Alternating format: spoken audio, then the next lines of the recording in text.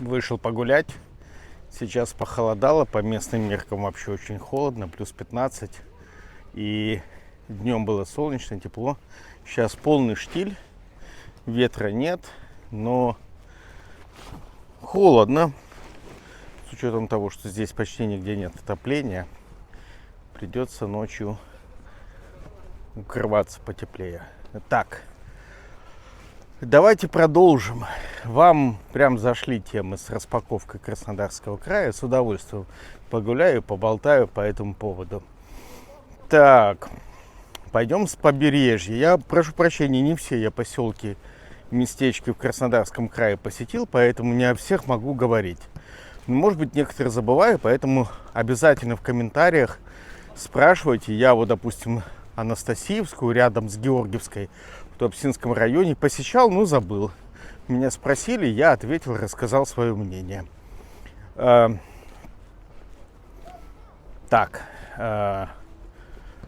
Вардане забыл в Туапсинском районе, в Сочинском районе, недалеко от Сочи относительно. Прекрасное место, очень интересная такая вот география там. В отличие от других мест, там такие холмики. Я делал там проект, запомнил, там красиво было весной. Персиковые деревья, покрашенные медным купоросом. Они такие зелененькие, с розовыми цветочками. Место не слишком центровое, не слишком дорогое. Дорога не вдоль моря идет, так что можно там что-то, и относительно недалеко от Сочи, можно что-то подсмотреть себе, если вдруг вам нравятся такие местечки менее пафосные. Что еще? Ну, в Туапсинском районе я, наверное, все вам сказал. В Туапсинском районе, конечно, не все. Я вдоль моря сказал. Но если отходить от моря в сторону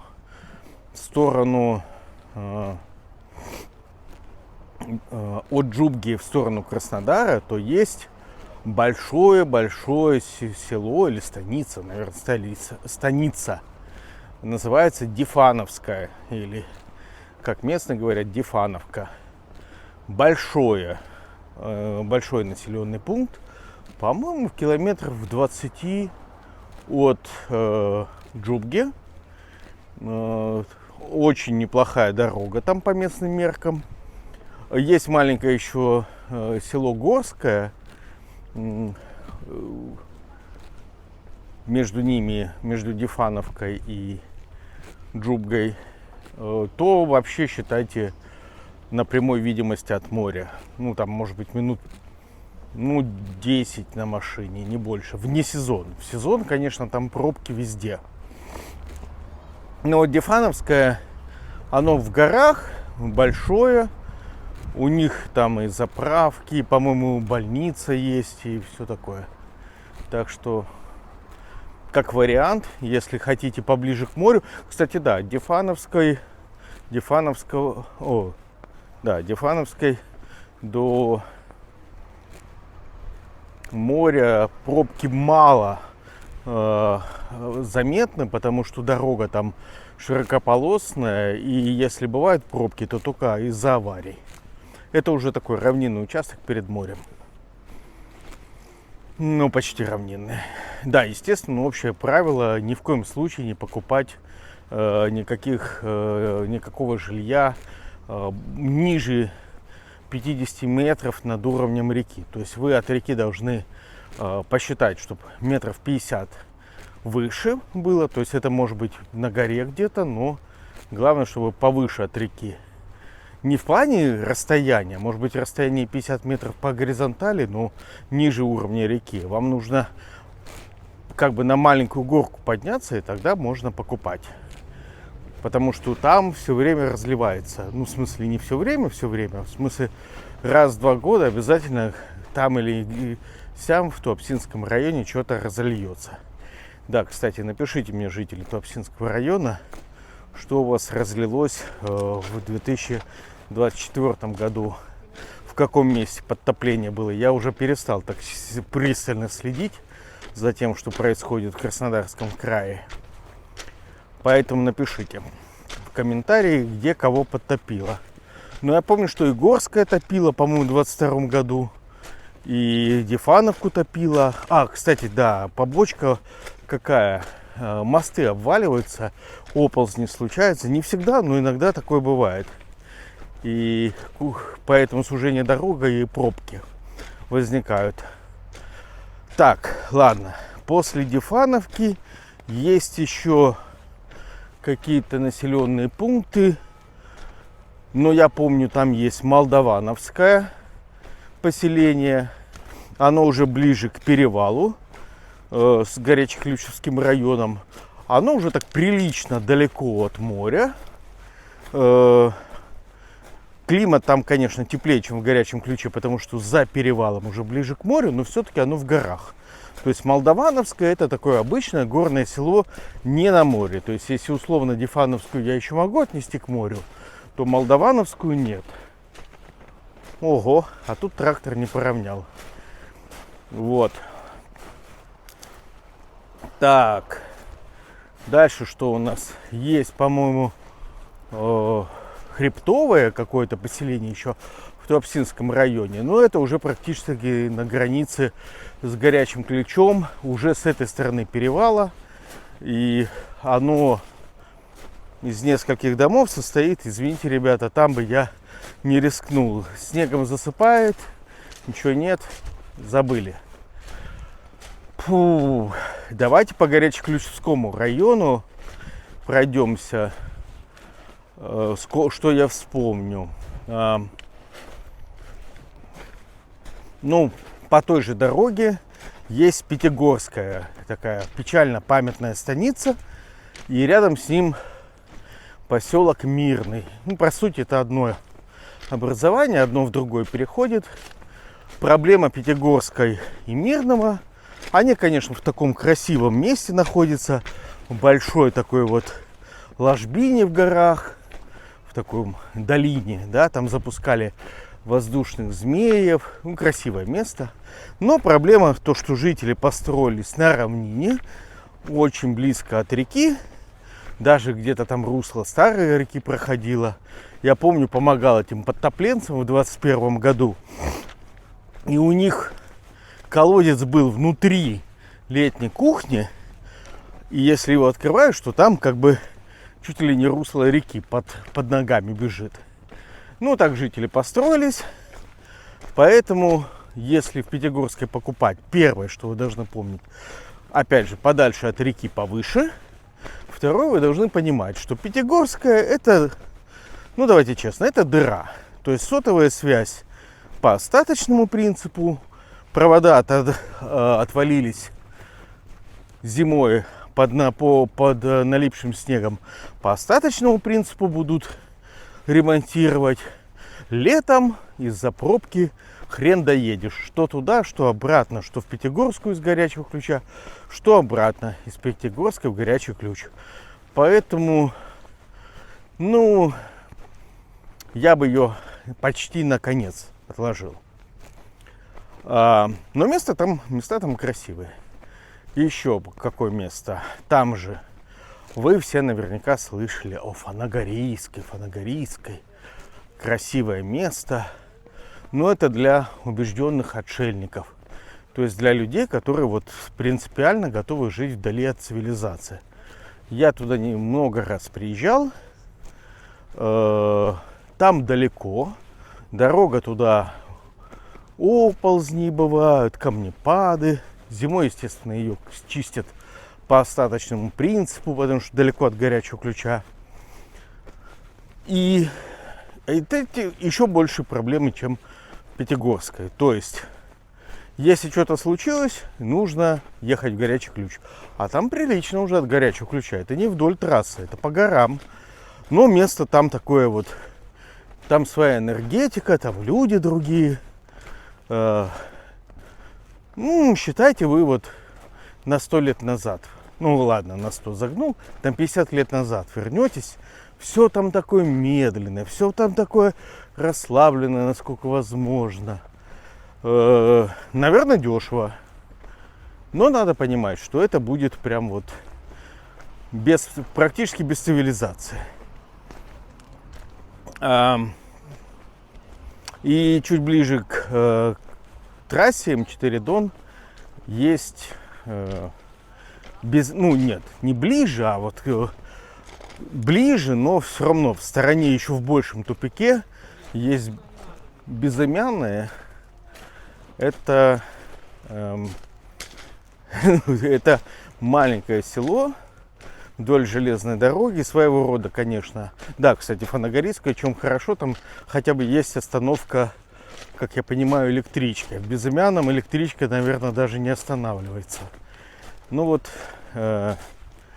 Безымянная идет вдоль железной дороги, как бы в тупике, то есть надо отъезжать от дороги на Фанагорийскую, тоже дыра дырой, хотя чисто технически ближе к М4. И тоже место супер спокойное, практически не пуганное. У меня есть одно расследование, которое я еще делал в России по поводу беззакония, творимого полицейскими. Может быть, и оно сыграло роль, потому что там буквально во всех этих местах, кстати говоря, имейте в виду, скупают приезжие из разных регионов, из Тверской области, привет Корзиной, из Москвы, скупают землю, дома по обесценку, за бесценок. И, соответственно, отношения. Мы приехали с большими деньгами, мы будем здесь делать все, что мы хотим. Поэтому во всех вот таких... Кстати, в Пятигорске я заметил огромное количество этих было фур почему-то. Там покупали, ну, то есть на нескольких улицах, прямо одна, вторая, третья, много фур стояло. Может, потому что удобно было выезжать на трассу. Не знаю. В общем, можно столкнуться с тем, что вы купите участок Фанагорийска, а рядом с вами какой-нибудь олигарх. И будут вам проблемы. Такое возможно. Хотите шутку неполиткорректную? Вот я иду по пляжу, и на детской площадке папа с ребенком играется, и они говорят по-русски. То есть, понимаете, какая концентрация здесь русскоговорящих? Ну, наверное, все-таки в большинстве своем украинцы. Сейчас у меня помидоры гнилые полетят. Но это правда. Украинцы, как правило, разговаривают в Испании на русском языке, пока их никто не слышит. Или, допустим, дети говорят на мове, а бабушка или мама говорят по-русски. Так вот, представьте себе, какая концентрация, если в нашей рыбацкой деревне можно случайным образом вечером встретить русскоговорящего папу с ребенком на горке. То есть здесь просто Аликантская Народная Республика. Ха-ха-ха. Но это я вам так немножечко разбавить атмосферу распаковки политической злободневной повесточкой. Вот. Кстати, я тут хожу, записываю с камерой эти выпуски. Народ на меня пялится, думает, да блин, это сколько можно? Я думаю, что 1/3 понимает меня. Так, ладно. Про Фанагорийку Безымянную я сказал. Есть еще очаровательная поляна рядом с трассой. Я очень много прекрасных моментов там провел. Ну, потом мне показалось, что не зажрались. Но, в принципе, как курорт такого местного значения, я их могу порекомендовать. Были когда-то хороши.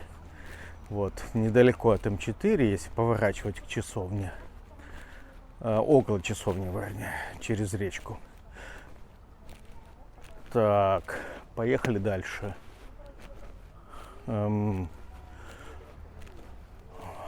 Значит, в Горячеключском районе второе большое поселение — это станица Саратовская.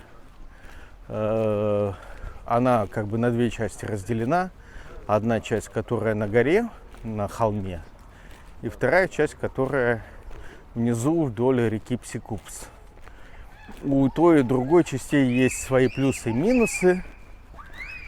Если вы на горе, то у вас будет трасса и оторванность от основной части станицы, и через вас, вероятно, будут ездить грузовики.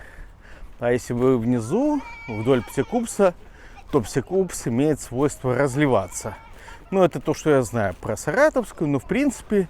и если вы поближе живете к заводу по производству газоблоков, то местные жители, как я помню, недовольны были выхлопами этого завода. Вроде как никаких там последствий для завода нет, в плане того, что они соответствуют экологическим нормам, но жителям все равно не нравится, что там испаряется из Саратовской.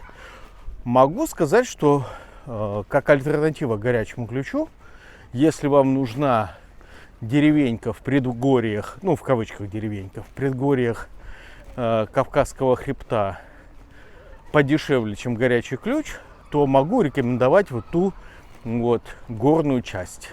Не вдоль реки, а которая на горке. Потому что Саратовскую, ну как по сути она, наверное, будет когда-то горячим ключом, они сольются. Но Саратовскую, как второй по численности населенный пункт, ей соответствующее внимание, ей ну как бы и обслуживание такое же серьезное. Тут же видите, какой принцип работает. Чем больше населенный пункт, тем более качественно в нем оказываются услуги по сравнению с маленькими. Подчеркиваю, по сравнению с маленькими. То же самое по поводу Краснодара. Чем более центровой район, более новый, тем лучше там услуги по сравнению с какими-нибудь окраинами, типа Елизаветинской. Так, Саратовскую я похвалил. Вдоль реки я бы не рискнул селиться. Около завода газовых этих блоков тоже. А вот там вот, где на пригорке, вдоль трассы или туда на склоне, почему бы нет? Мне Саратовская нравится. Дальше Бакинская. Бакинская бывал много раз. Ребят, вот давайте честно. После того, что с ней сделали ребята из ЧВК, сделав там крупнейшее кладбище в России, я бы не стал. Чисто по причине спиритической, скажем так, трансцендентальной. Я бы не стал в Бакинской селиться. Сама станица маленькая, равнинная, на берегу реки находится. Но реку там чистят уже по остаточному принципу. Если реку по остаточному принципу чистят уже в Саратовской, то до Бакинской руки доходят еще в дальнюю, более дальнюю очередь. И вот чисто с точки зрения плохой кармы я бы не стал в Бакинской селиться. Тем более, что она, в общем-то, маленькая. Как я помню, там проблемы с этой дорогой, которая краевого значения через станицу идет. Ну, в общем, хотя, в принципе, станица компактненькая такая. Но все равно она бедная. Заметно беднее Саратовской. Дальше идет Суздальская. Плюсом Суздальской является то, что она повыше, чем Бакинская. Да, по-моему, она и побольше. Я несколько раз сюда приезжал. Но еще, опять же, две эти станицы. В чем плохо? То, что там рядом есть предприятие по сжиганию медицинских отходов. Перетто-технологии. Привет этим ребятам, которые брали в осаду мой дом из-за моих публикаций. И имейте в виду, что вам придется вдыхать, возможно, вдыхать придется выхлопы от сжигающихся медицинских отходов. Ну, сами понимаете, отходы бывают медицинские разные. Вот. Бывает, что это иногда части человеков, наверное. Вот. Так что Суздальская больше, мне кажется, чем Бакинская. И как-то более удачно расположена, но все равно там она на холмиках так разбросана, но все равно вот из-за наличия рядом мусоросжигающего предприятия я бы не стал. Да, кстати говоря, от Переты, если вы посмотрите, течет, стоки текут в сторону Псигупса, потому что Перета находится на возвышенности. Вот. Если мне хоть кто-нибудь из испанцев хоть раз скажет, что я громко разговариваю, сразу пошлю его на нескольких языках куда подальше. Более громких людей, чем испанцы, еще надо поискать. И они как бы не парятся в плане того, что они громко говорят, а вот тебе они обязательно могут сделать замечание, если им что-то неприятно. Ну, например, когда ты претензии какие-то предъявляешь. Но я знаю уже фразу на испанском, вот, которая меня оправдывает в полпинка за мой громкий голос. Так, ладно, куда еще там ездил? Дальше я ездил далеко, забыл, в Первомайское, поселок Первомайский. Ну, я читал, и мне рассказывали местные жители, что в Первомайском есть проблема со сливом фекалий в водоемы, поэтому нет. Вроде как оно там относительно недалеко от горячего ключа, но нет. Там есть какая-то постоянная и многолетняя проблема со сливом фекалий. Да, кстати говоря, если вы будете выбирать что-то в горах и вообще в горячем ключе или где-то еще, очень важная вещь, которую сегодня еще раз вам напомнили. Генплан, что дышло. Жители вот этих вот дачных товариществ вдоль трассы на Апшеронск, они понакупали там себе садоводческих участков, переводили их в ИЖС. А садоводческий участок — это земли сельхозназначения, как правило. Вот. А потом администрация горячего ключа принимает пару лет назад новый генеральный план, и опять эти все участки возвращаются обратно в назначение сельхозземель. Что это означает? Это означает то, что вы можете жить, наверное, на этих землях, но под вас не планируют емкость в школах, не планируют емкость в детских садиках, то есть просто мест нету. И у вас нет права требовать эти места, потому что вы где живете?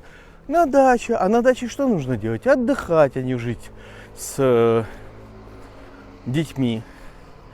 Поэтому вы можете жить и дальше, но вы никто в плане права требовать каких-то там себе благ, потому что вы живете на даче.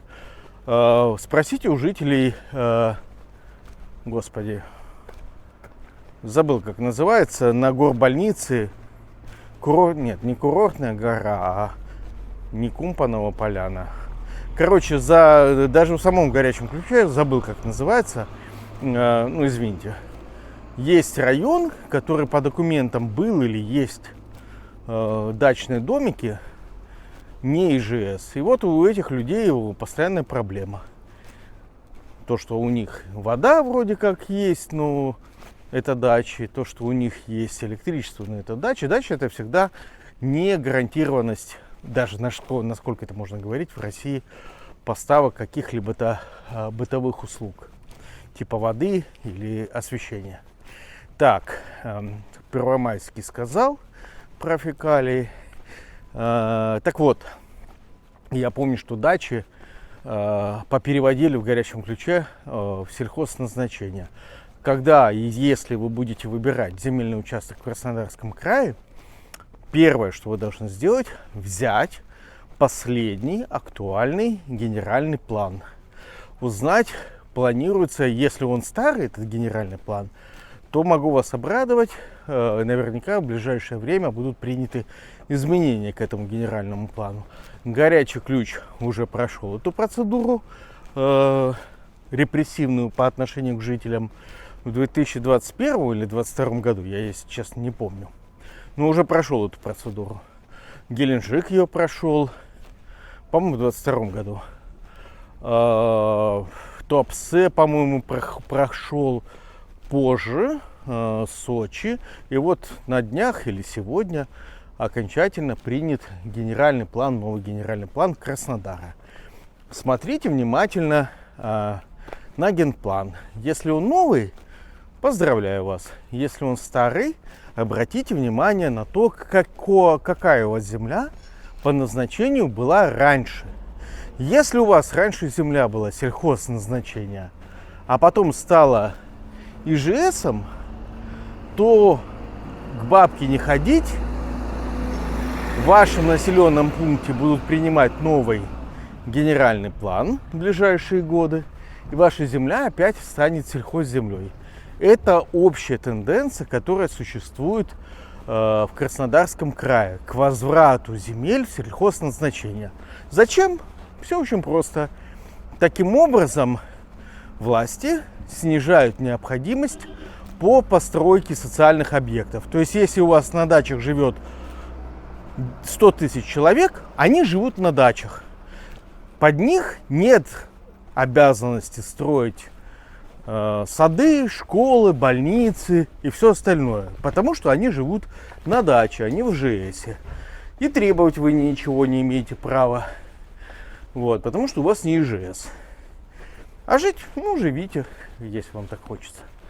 Вот, скидывайтесь деньгами с соседями и делайте за свой счет кооперативно водопровод, канализацию, дороги и так далее.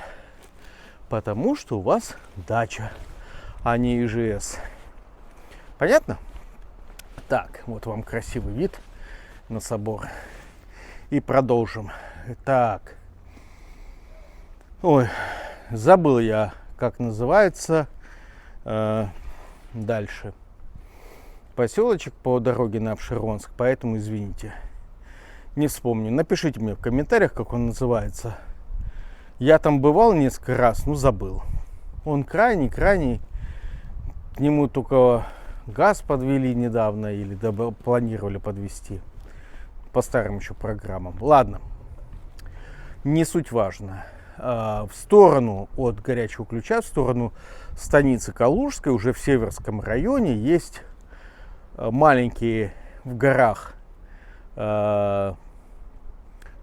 населенные пункты, папоротные есть там такой. Вот, ребята, если вам хочется прям забуриться в место, где спокойно можно зомби-апокалипсис пережить, или там конец света, ядерной войны, рекомендую папоротный.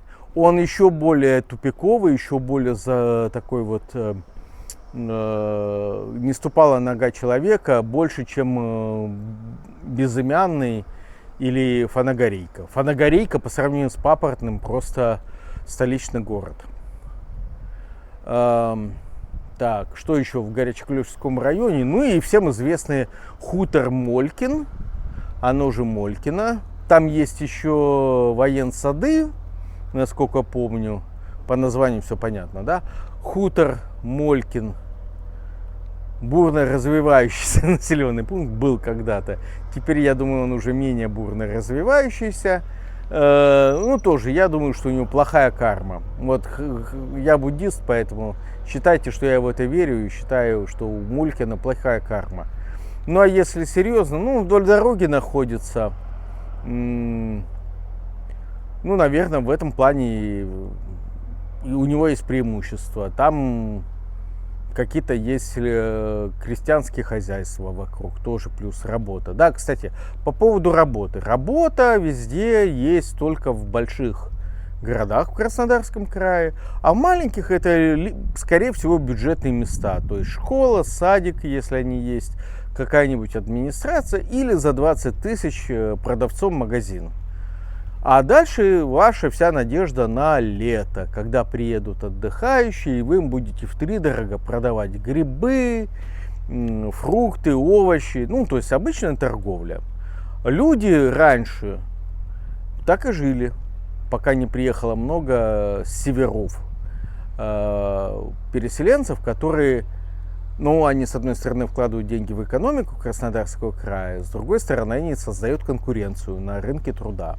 Пооткрывали какие-то там школы английского языка и все такое, но к вопросу о том, насколько я грамотный гуру, а не инфо-цыганин, я прекрасно помню, как я пережил пару кризисов в 98 году и в 2008 году.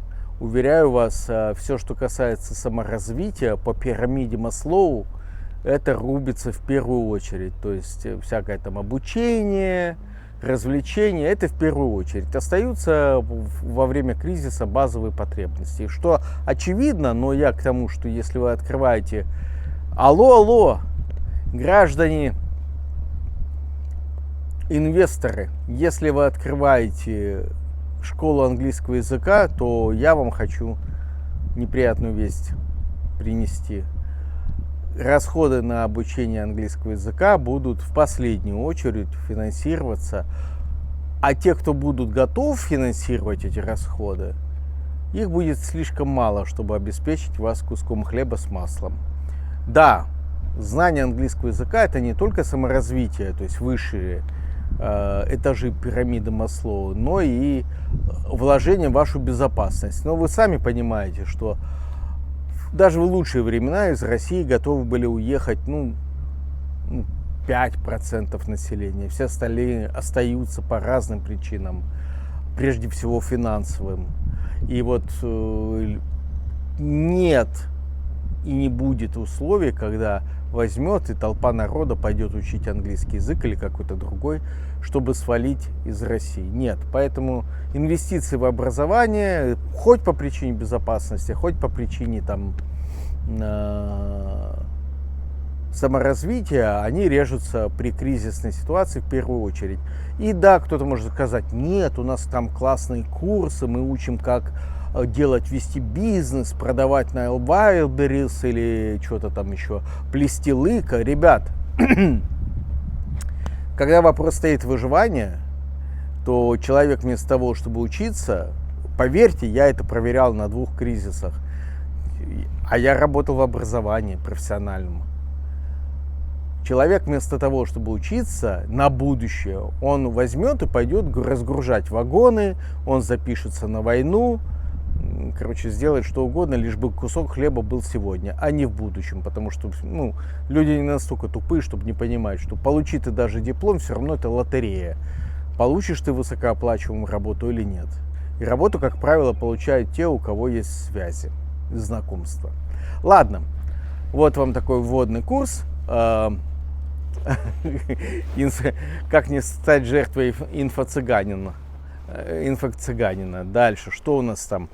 По горячему ключу я закончил.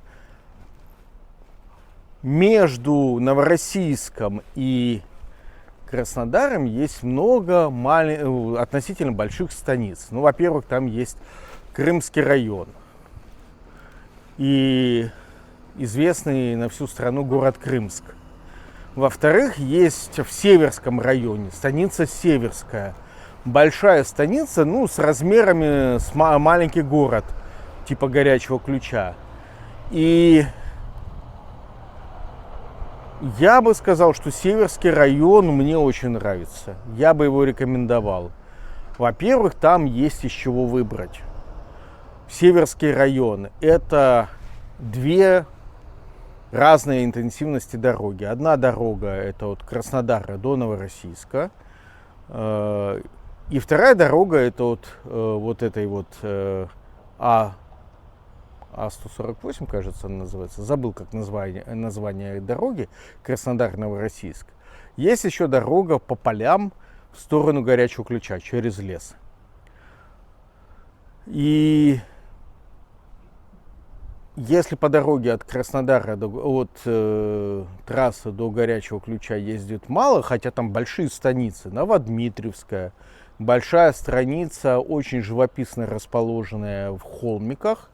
Она так немножечко на отшибе, в плане, что дорога не слишком проездная, но все равно станица большая, Новодмитриевская, и до трассы там небольшое расстояние, ну, примерно километров 20-25. 25 километров вы попадаете на дорогу Краснодар-Новороссийск, которая супер оживленная, всегда будет супер оживленная, ее всегда будут чистить, потому что это выезд к порту Новороссийск. Так что, да, наверное, Новодмитриевская неплохо. Там еще и нефтяники суетятся, но работа обычно там все-таки связана либо со строительством коттеджей для понаехав, простите за этот термин, немножко оскорбительный, либо, ну, как и везде, сельское хозяйство, если повезет, что-то такое типа фуру водить из Новороссийска в Питер. Ну, нету там какой-то системной работы. У нефтяников, наверное, что-то есть, но будет сокращаться. Дальше есть большая станица Калужская, вообще расположена в супер живописном месте, на краю большого леса, асфальт на Калужской заканчивается, насколько я помню. И она такая, ну вот мы туда ездили покататься, отдохнуть, подышать чистейшим воздухом. Мне Калужская нравится тоже. Там красивейшие виды на предгорье, там еще такие вот поля, переходящие в холмики, в горы. Место красивое, но оно, Калужское, уже прям прилично далеко от трассы. То есть там помотаться оттуда в Краснодар просто так не получится.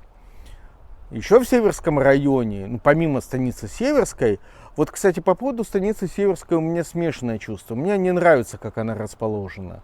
Она расположена как бы в яме, то есть дорога проходит сейчас вокруг станицы Северской. Северская большая станица. Ну, как город, я сказал. У нее там и все, что есть в маленьком городе. Наверное, по размеру она даже больше Горячего Ключа. Но она вот так вот в какой-то, я вспоминаю, в ложбине находится. И по дороге, если едешь, ты как бы спускаешься вниз с горы и потом поднимаешься на гору, а станица у тебя находится сбоку от дороги. Я понимаю, что она вдоль реки находится, эта станица, но, наверное, нужно там очень внимательно выбирать, где селиться, потому что, вероятно, я не помню, чтобы Северскую топило, но может. Да, кстати, еще проблема этих всех станиц вот в Северском районе, который я описываю, это то, что там есть в Адыгее рисовые чеки. Вообще вот по югу, значит, у Краснодара есть одна из основных экологических проблем. Это система рисовых чеков вот в такой длинной сосиске Республики Адыгея, которая идет южнее Краснодара вдоль реки Кубань. И эти рисовые чеки, которые затапливают из Краснодарского водохранилища, там потом остается солома, ее сжигают. И Краснодару нечем дышать. Ну и если ветер меняется, а преимущественные ветра в Краснодарском крае, вот в равнинной части его, это северо-восточные или юго-западные, вот так вот по диагонали. Соответственно, весь этот дым от рисовых чеков несется на Краснодар, а если ветер дует с северо-востока, то как раз на Северский район. И до Северской там по прямой не так уж и много. Есть еще поселок городского типа Афипский. Я его в предыдущем обзоре обозвал пригородом Краснодара, и так он и есть. И люди из Афипского ездят в Краснодар, и много ездят, через кусочек вот эту сосиску Адыгеи. В Афипской, конечно, воняет рисовой соломой сгоревшей, ну и до Северской доносится. Все-таки она там по прямой недалеко, и она не в горах, поэтому может и там вонять. Не так сильно, как в Новодмитриевской, например, но все равно. Да, и проблема качества воздуха в Краснодаре, она есть именно по осени, когда солому жгут. Плюс проблема еще и, что и в Славянском районе тоже солому жгут. То есть с двух сторон Краснодара солому жгут. Но это по осени. И Славянский район все-таки подальше. А с другой стороны, Краснодар находится на плоскости, поэтому смена ветра решает проблему плохого качества воздуха. А вот горячий ключ находится в чаше гор вокруг. И если там, допустим, осенью жгут что-то на мусоросжигательном вот этом медицинских отходов заводе или жители сжигают листву, воздуху некуда деваться. Он вот в этой чаше горячего ключа будет висеть. И качество воздуха внутри горячего ключа, внизу, будет плохое. Поэтому я вам все время говорю, в Краснодарском крае берите дом на возвышенности, чтобы качество воздуха было получше, чтобы вас не подтапливало. Единственный минус, который вы от этого увидите, это то, что, может быть, к вам будет дорога гравийная, и, вероятно, снег у вас будут убирать не так часто, как на равнине. Ну, просто потому, что все будут сидеть, и это общее правило Краснодарского края, все будут сидеть и ждать, когда он растает, чтобы сэкономить денег на песко-соляной смеси. Так, ладно, обратно к Северскому району, что я помню. Афипский, ну, поселок городского типа, как пригород Краснодара, по-моему, километров там 15 от Краснодара по прямой. Минус Афипского, да, ровно как и Северской, и Динской. Ой, господи, Динской оговорился, ну, не зря. А о Динской поговорим, о Динском районе в следующий раз. Будем как бы кольцами от Краснодара отходить. Минус то, что вы стоять будете в пробке, потому что я часто читал, по сути, одна дорога только есть, от Краснодара до Новодмитриевска, от Краснодара до Афипского, и это дорога через Адыгею, и эта дорога, там пробка около Энема, хочешь не ходишь, ну, вначале в Яблоновском, а потом в Энеме, и около Энема часто пробка. Про Адыгею мы поговорим, конечно, поговорим, потому что Адыгея внутри Краснодарского края находится. И можно сказать, что многие населенные пункты Адыгеи фактически являются пригородами Краснодара. Та же Новая Адыгея, тот же Яблоновский, Тлюстенхабель, Энем, Тахтамукай, интересная станица, необычным образом расположенная, поговорим о ней. Адыгейск находится тоже недалеко от Краснодара, и Майкоп, и Ханская, и все эти вот... Адыгея красивое место. Мы всегда в Краснодарском крае говорим солнечная Адыгея. Это правда. По непонятной причине, если в Краснодаре бывают тучки, то в Адыгее, которая через реку Кубань, всегда солнечно. Вот. В Адыгее всегда солнечно. Почему меня не взяли на пропагандистское ТВ? Я бы такой сериал снимал где-нибудь по типу ремейка «Кавказская пленница». В Адыгее всегда солнечно. Дарю идею Маргарите Симонян. Вот. Пропагандистский такой патриотический сериал, вот, про маленькую, но очень гордую, красивую Кавказскую республику. Так, ладно, замечтался. Погода у нас хорошая, я вспомнил про Адыгею. Северский район еще. После Северской есть много станиц, ну, самые крупные это... да, еще есть одно ответвление, я его обязательно назову, потому что оно близко к Краснодару.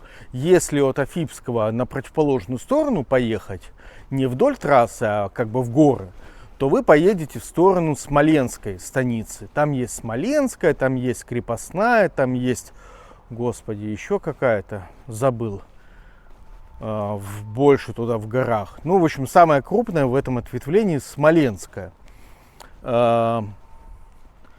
И станица эта известна тем, что там проходит этот голубой поток, газопровод. Она большая, она прям реально большая. Достаточно далеко, наверное, как Калужская, также далеко находится в предгорьях Кавказских гор. За ней находится еще дальше, вообще уже в горах, Крепостная. И если вам не нужно мотаться в Краснодар, и не хотите жить в поселке городского типа Афипского или в Новодмитриевское, ну, рассмотрите как вариант. То есть Новодмитриевская ближе к Краснодару, Смоленская так же далеко, как Калужская, и Смоленская больше, чем Калужская, насколько я понимаю. Ну вот. А за ней, за Калужской, есть еще крепостная, там всякие пафосные дачи Газпрома. Ну, в общем, поездите, посмотрите. Много раз туда ездил. Хорошие места для отдыха, такие нелюдные. Так. Там есть еще другие станицы, я просто не могу уже всех вспомнить. Столько географических названий за все эти годы. Я вон Бельгию не могу забыть. Тоже там покатался, страна 300 на 300 километров. Вот. Поэтому извините, кого забыл. Но вы, кстати, мне напишите в комментариях, какие станицы, какие населенные пункты я забыл. Потому что я почти, за столько лет, за почти 50 лет, почти везде был в Краснодарском крае. Я просто вот могу не вспомнить в настоящий момент какой-то населенный пункт, а и вам с удовольствием в комментариях напишу свое мнение, что я о нем думаю. Скорее всего, я там побывал. Да, и я больше бывал, конечно, в южной части, в средней, в южной части Краснодарского края.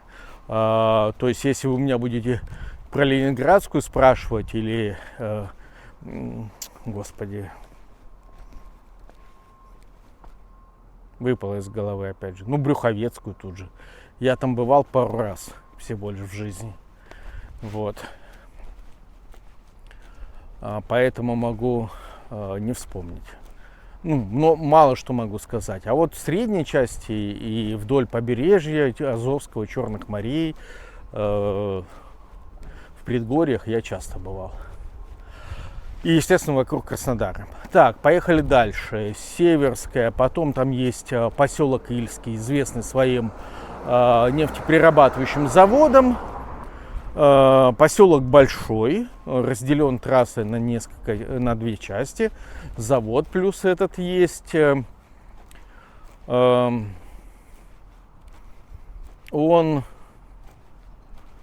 так, насколько вспоминаю, он там на холмиках находится. То есть, мне кажется, у Ильского расположения завод, по-моему, в низине находится, а сам Ильский лучше расположен. Я вспоминаю, что он все-таки на склоне, то есть значительная часть его на склоне, а не вдоль реки. Но он дальше находится за Северской, дальше от Краснодара. Так, и что там еще? Там есть еще, я просто всех сейчас не могу вспомнить. Ну, я помню, есть в горах Азовская станица, курортное такое место отчасти. Вот. А есть Ахтырский или Ахтырская, по-моему, крайняя станица в Северском районе. И это я только вспомнил, вот такие, которые вдоль трассы находятся. Они там одна в другую практически переходят, эти станицы. Ну, недостаток этих станиц то, что вы должны придумать себе какую-нибудь удаленную работу, либо работать в сельском хозяйстве, либо где-то на госбюджете. Потому что я, из работодателей крупных там это бюджетники, либо Роснефть, как я понимаю, или какие-то сельхозпредприятия в этих станицах. Либо транспортные компании, которые там логистика, какие-то складские, типа распределительные центры. Вот такие вещи. С работой там тяжко. Вот. С медобслуживанием в Северской, как я понимаю, большая больница районная. А вот, наверное, в Ильском и в Ахтырке на качественную медицину, просто потому что масштабы населенного пункта такие, рассчитывать не стоит, и ехать далеко. Что либо ехать нужно в Северскую, либо в Крымск, либо в Краснодар за чем-то серьезным. Но в целом Северский район, он один из лидеров, я думаю, в Краснодарском крае по экономике из именно районов. То есть я, понятно, не за скобки вообще выношу Сочи, как считайте город федерального значения, с этими федеральными территориями типа Сириуса, Адлера. Вообще большой Сочи можно вынести за скобки. Это все-таки, считайте, пригород Москвы, а не территория в Краснодарском крае. А вот если из настоящей Кубани, да, сочинцы не любят, когда их кубанцами называют, но вот если из настоящей Кубани, ну, наверное, Краснодар и Новороссийск — это два крупных города.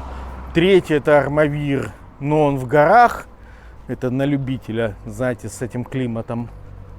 Там прям холоднее и снежнее. Анапа — сильные ветра и скучно вне сезона, а в сезон шумно-людно и влажно-жарко. Ну а дальше там подумайте, Туапсинский район я вам уже подробно расписал. Северский район, да, наверное, в первой пятерке по качеству жизни в Краснодарском крае. Динской район тоже в первой пятерке, но там губернатор живет, поэтому. Вот. И Динской район все-таки это, ну, я бы его назвал тоже дальним пригородом Краснодара. Я думаю, что на этот раз достаточно.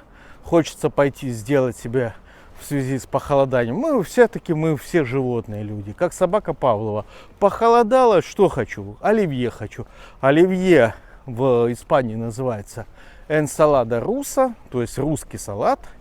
Делают они его не с колбасой болоньез, то есть не с докторской колбасой, а делают они его с тунцом. Я, естественно, мясо не ем, поэтому буду его делать по классическому рецепту с тунцом. И у них несколько другое сочетание продуктов. Ну, например, у них картофель более почти пюреобразный в этом энсалада руса. Но все равно вкусно. Не, я буду делать классическое оливье, не буду разваривать чертям собачьим картофель. Но буду кушать сейчас, петь гимн Советского Союза, вот, плакать и вспоминать, что где-то далеко есть Краснодарский край, мой любимый, в котором столько лет провел, и который уже никогда не будет таким, каким я его помню. И я туда буду возвращаться уже как иностранец. Вот, поэтому пишите мне, что там в крае происходит, какие изменения. Напишите мне, куда вы хотите переезжать, если вы не в крае живете. Без всякого сомнения, если у вас нет возможности уехать из России, Краснодарский край номер 2 по приоритетам в стране после Москвы. В Москве все деньги. Все, пока.